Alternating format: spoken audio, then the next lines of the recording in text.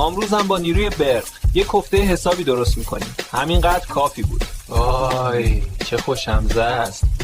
سابسکرایب یادت نره.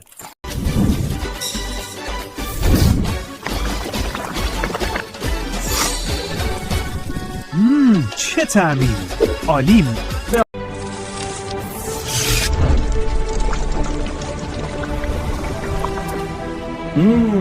علیه.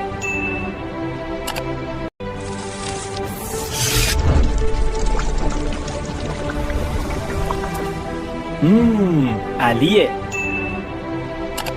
ز دل باغ انارهای رسیده را میآوریم. دانه‌هاش را میگیریم، آبش را میفشاریم و آرام آرام روی آتش میگذاریم تا جام بگیرد. وقتی به غلظت و رنگ رویا رسید در شیشه میشه. بریم سراغ حلوا ارده زرقان. ارده، شوک، حل، آرام میزنیم تا قوام بگیره. زعفران، پودر پسته، یک قطره گلاب، تمام. ببه.